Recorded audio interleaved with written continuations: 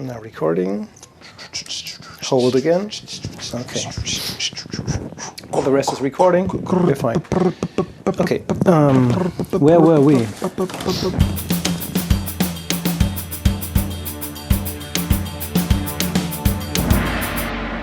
Yo, what's happening? It's Aaron Spears coming to you live on Drum Talk from the Dresdner Drum and Bass Festival.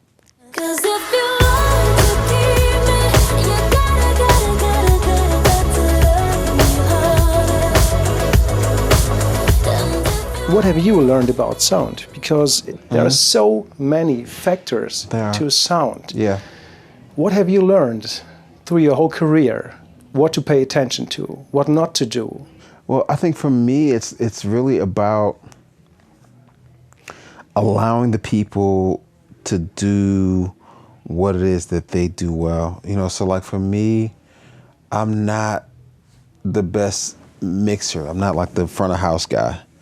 You know, I'm not the monitor guy. So I have to be in control of the things that I'm able to control. So if we're playing in a smaller room, then I know that I can't play like I'm playing in a stadium. I have to still maintain a certain level of aggression and make sure that the music has a certain level of integrity.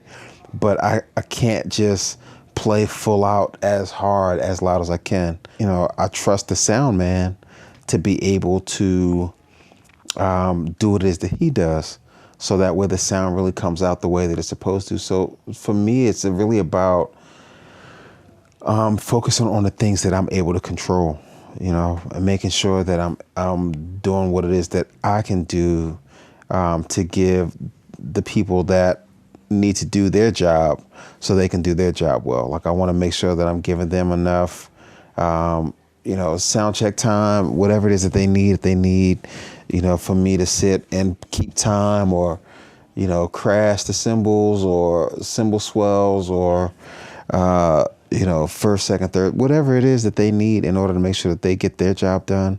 I want to make sure that I'm doing that for them, but it's ultimately about us all working together. And that, to me, is what makes, for me, it helps to take some of the worry off of, or am I playing the right thing? Am I doing this exactly? Like, those things that I can't control, I'm not in control of, I don't worry about it. There's someone else that's their job. I let them do that. And I try to do my best to support them and what it is that they need to do. So I don't want to worry about it, because I don't need the additional stress. I don't want to have to be, for it to consume me. I don't want to be consumed by that. Yeah, but I mean, I'm working with different positions all the time, because we have such a modern instrument, right? Yeah. It's not a guitar. The guitar, you can play the guitar like him, but you can't really play his drum set, because even if you play buy the same stuff, it won't happen to be the same exact drum kit. And we are so picky. We are drummers. Like, sometimes it's just some millimeter, but the chair. Now the chair feels good. And so this is what I meant with what have you learned about placing with the right impact on the right spot on the right head. Yeah, but to me that stuff is like second nature, because it's something that I have sat with, and I've kind of, I don't want to say perfected, because sometimes still things are being adjusted or being slightly changed. So sometimes I still work with things, but for the most part, I feel like I have it dialed in really, really well with exactly the way that I want this to feel, or I have pretty much exactly the way that I want these toms to sound, or I have pretty much exactly the way that I want the toms to feel when I play, you know, when I strike the toms, you know, with my stick, the same thing. I know what I want my stick to feel like and sound like when I crash on a ride, or when I do a swell, or if I play something quick from the hi-hat to the stack. You know, it's like I know what that feels like, because it's something that I've done over and over and over again. It feels natural to me. So actually, you can feel when it sounds good. Yeah. That's cool. I can't do that. Yeah, you can. You can. You too can do this if you sat down and you played. If you sat down and you practiced and you played a lot, you would be able to to feel and hear when it sounds right and when it feels right, you know, because I feel like the two, that it's a marriage, that they both go hand in hand, you know, with the sound and then also the way that it feels. Like the two are just together. Sometimes you might not be able to hear every nuance and every little thing, but you can feel it. And then the listener also feels it. It connects with them as well.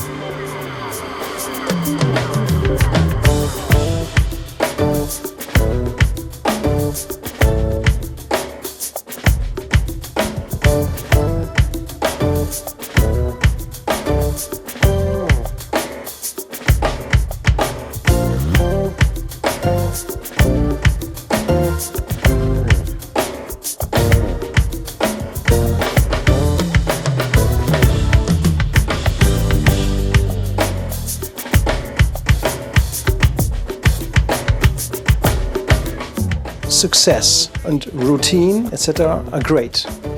But I think you can become stale and reinventing yourself. What do you think about becoming hungry again? Yeah, for me, man, I think that for me, I feel like it's always about staying hungry, you know, not necessarily like becoming hungry. I'm just saying, just for me, it's not necessarily about becoming hungry again. I feel like I'm always playing and I'm always practicing, like as if I'm searching for, you know, working for a gig, or I'm working to secure a gig, or I'm working to, you know, I just never want to get complacent. You know, I never want to be the person that's just, I'm super comfortable with the way that things are, and I'm happy, and, you know, people know me, or people are, you know, are inspired by me. I just never feel like that is the end all be all. I feel like there's always another level to get to. There's always another level to be able to grow to. And I feel like because that's my mindset, I'm always hungry to be able to improve or to be able to get better, whether it's something big or something small. And it's not necessarily like a competition thing with anybody else, but myself. Like, I'm really just trying to be the best that I can be. And in that, I don't feel like that gives me the opportunity to be able to say, oh man, you've done this and you've done this and you've done this and you've done this, so you're good. Like, I don't believe in that. Like, I feel like the things that I've done have been cool and it's been fun and it's great, but I feel like there's still so much more that I will be able to do. And those are the things that I'm hungry for, or I desire to continue to evolve and continue to grow.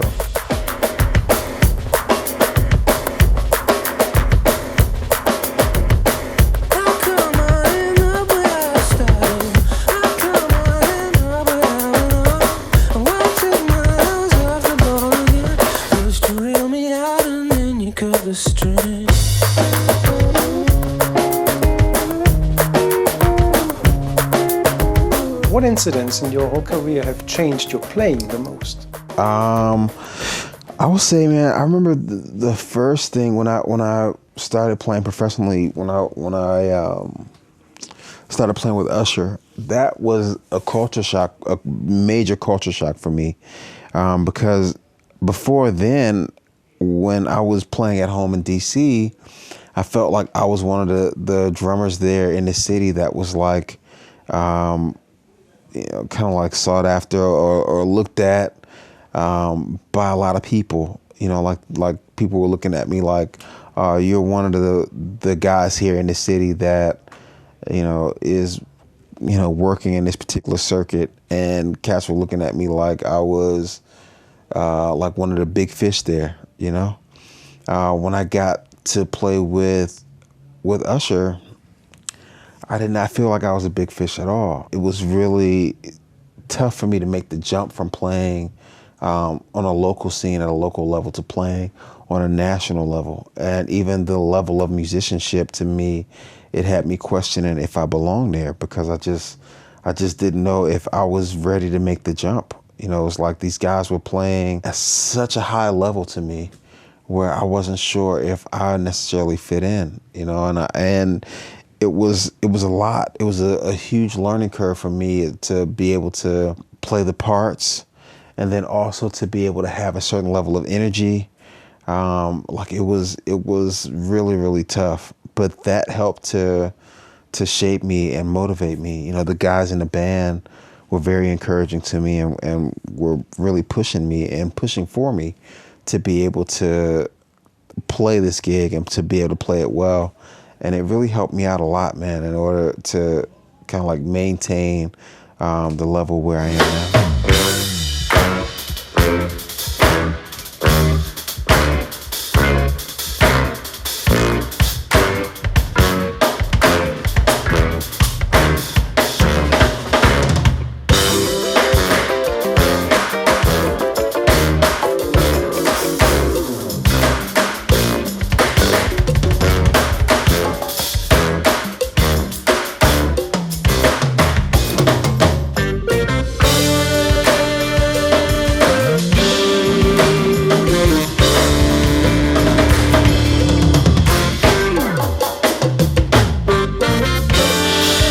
What was the most frightening part for you when you hit the big stage, maybe the first time? All the people, the crowd, or the other musicians, what they think of you, or your own playing? What was the... No, the scariest part to me was the rehearsals, because it's like you're under the magnifying glass. You know, it's like you are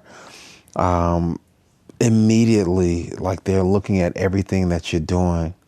There's no crowd. There's no screaming fans. There's no, it's literally just the music and you as the parts that you're playing. And they are right there with you. And for me, I wasn't the first drummer to play this gig. You know, there were other drummers before me.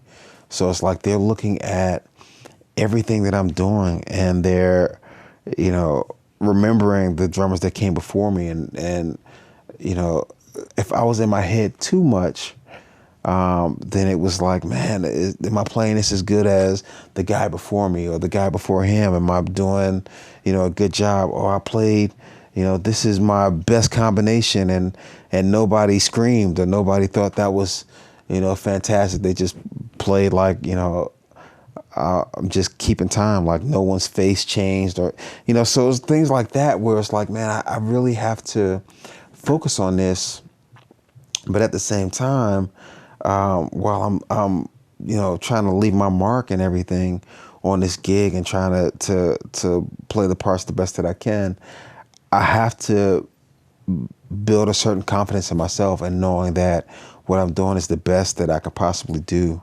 And in that, that's going to be good enough. And if it's not good enough, then I have to figure out how to make sure that it is good enough, you know? So the scariest parts for me was just in rehearsal, you know, just being there with them day after day, going through the music. Once we got to the stage, that was the easy part, because the fans were just so into everything, you know? It just, the energy level was just next, it just took it way, way over the top. So that was easy, but it was the magnifying glass being put on you during those rehearsal times. It was really tough. So when was the point then you felt like, okay, man, I got the gig?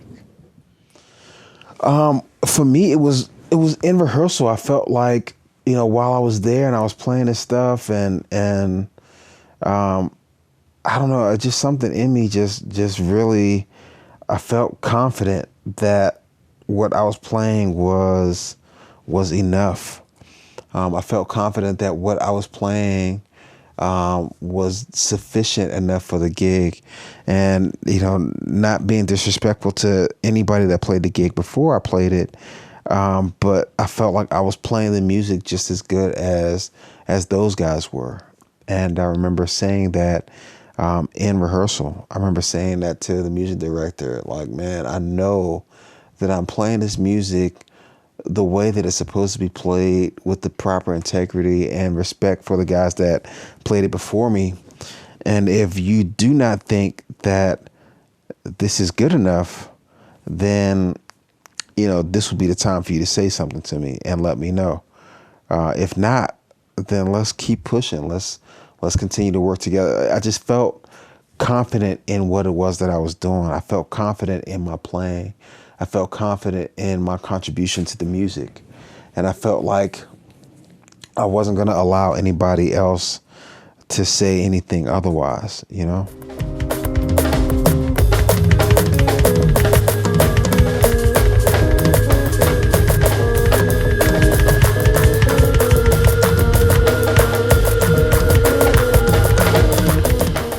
One could say that you are very successful, right? And you have a lot of fans on Facebook. You're a popular person in the drum community. Okay. That's I think that's safe to say. All right, cool. I'll accept it. Come on. So, but what I really don't understand is, I mean, there's a lot of crap written on YouTube anyway. That's a given. But you never read that. Oh man, he or she is such an amazing arsehole. He told me to fuck off, it's so great. No, what people write is, hey man, he's so down to earth. That's such a cool dude, man. I never imagined that this famous person is such a nice guy. And of course, why wouldn't it be? But from your own experience, what can success do to you? I think that sometimes, man, success can have people.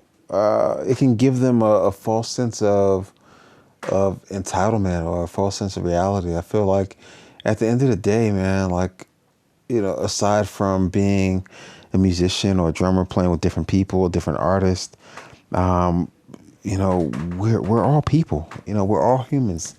You know, we're all connected, you know, one way or another. And I feel like it's important to never lose sense of who you are. It's important to never lose sense of being human or being a genuine person. You know, at the end of the day, the common denominator for us, like I said, for us all, is that we're people. Do we want to be, you know, accepted? Do we want to be loved? Do we want to be respected?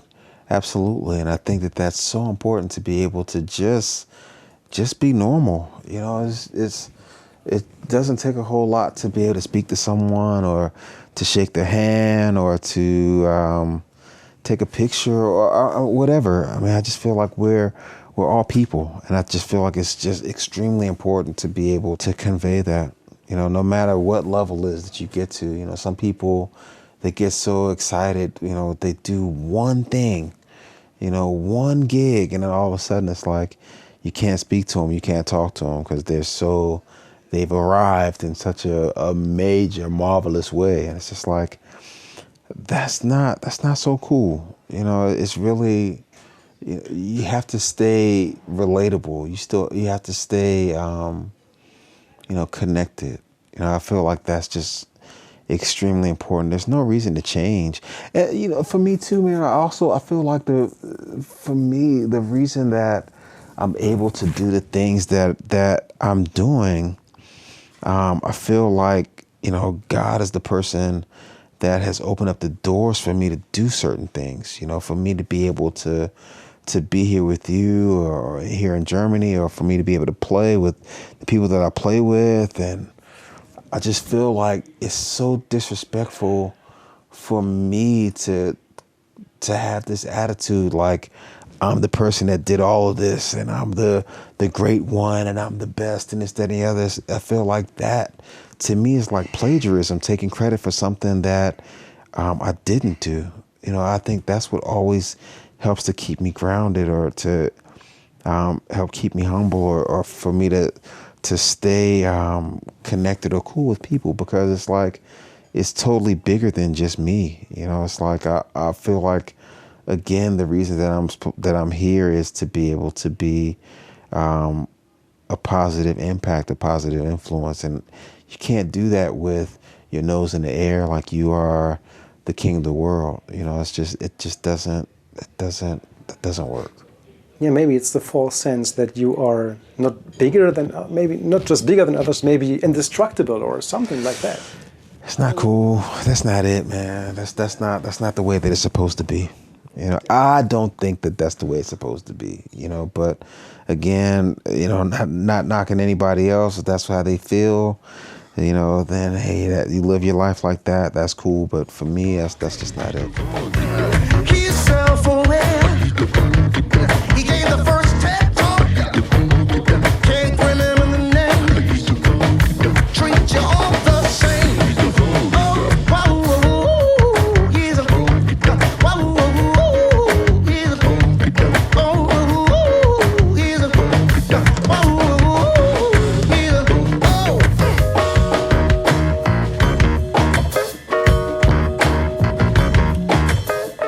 When was the first time you were really proud of yourself, what you achieved? Or are you really proud? Or for me, it's like sometimes I get somewhere and I'm proud, but 2 weeks later, that's gone.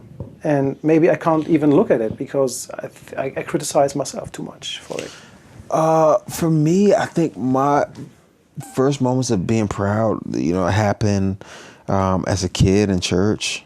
You know, just being able to play a song by myself without having to be on, you know, because I was so little, without having to be on someone's lap to be able to, they had to play the pedals and I played the stuff up top.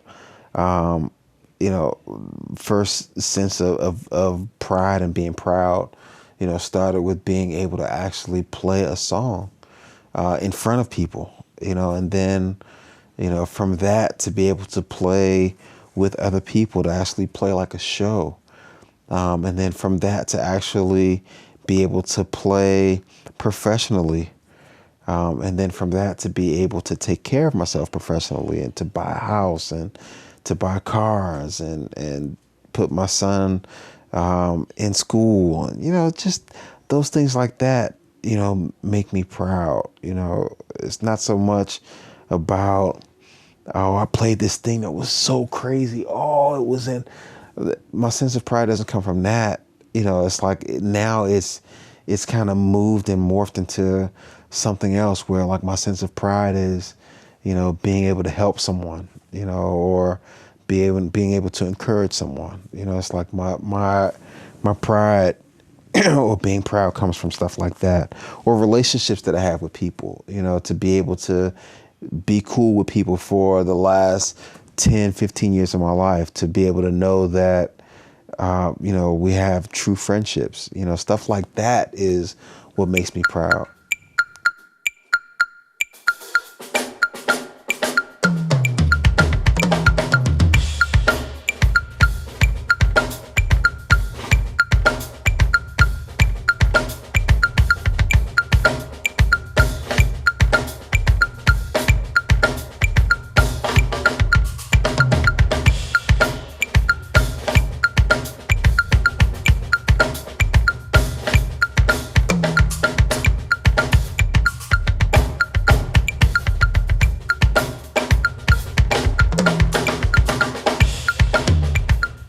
How would you describe your inner voice? That one thing that is responsible for that you utter verbally and playing wise. And you told me about love. Yeah.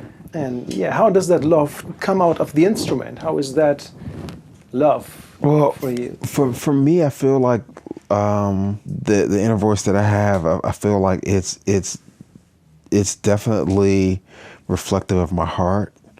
I feel like it's definitely reflective of the love that has been given to me, and it's the need to be able to share that love with other people, whether it's a kind word, whether it's something that I've played, whether it's just being respectful of people. You know, I feel like very strongly like the love that I have that's been given to me and the opportunities that have been given to me, I feel like they come directly from God. I feel like He's the person that has given me this gift. And I feel like I want to be able to do whatever it is that I can to make sure that I also give that back to other people in a positive way. So for me, it's like the inner voice that I hear. You know, like I said, it's my heart, but it's because I have a heart for Him, you know, and I feel like the things that I say and the things that I play as well are reflective of what it is that he's given to me.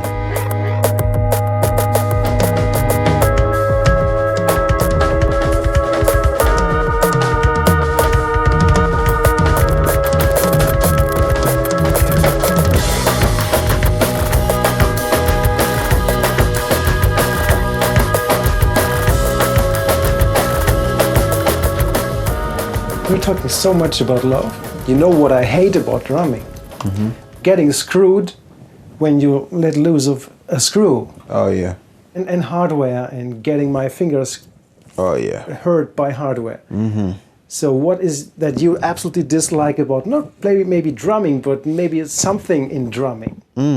Well, I think the worst thing about drumming is, especially if you have to take care of your own gear, it's the setting up, the breaking down, the transporting of your gear. I mean, it's just, drums are heavy. Drums are, the drums necessarily aren't the heavy thing. The hardware is heavy, especially if you're doing a gig and you have a hardware case.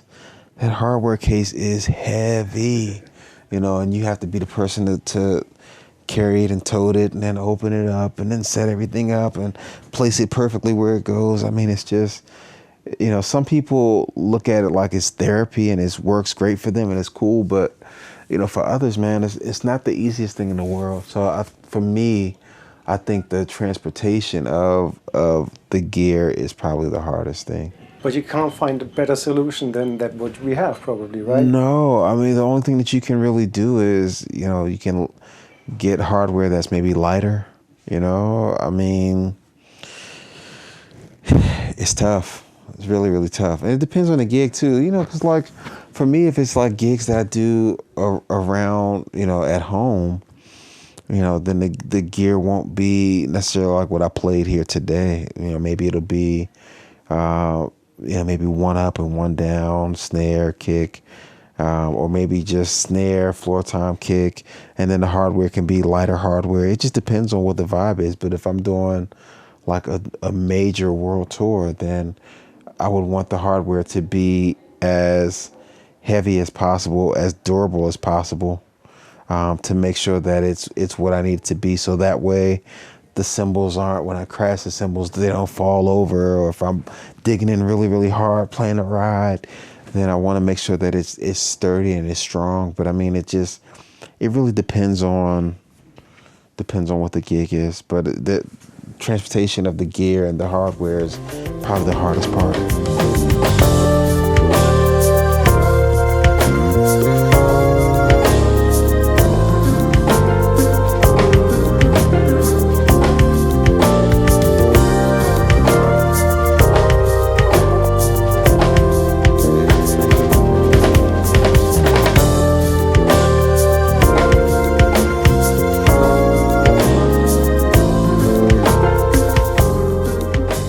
Guys, man, it was an amazing time here on Drum Talk, live at the Dresdner Drum and Bass Festival. A lot of cameras. Overall, man, it was a fantastic day. Honor for me to be here. Phil, thank you for having me, and I look forward to seeing you guys next time. Thank you so much, Aaron. Cool.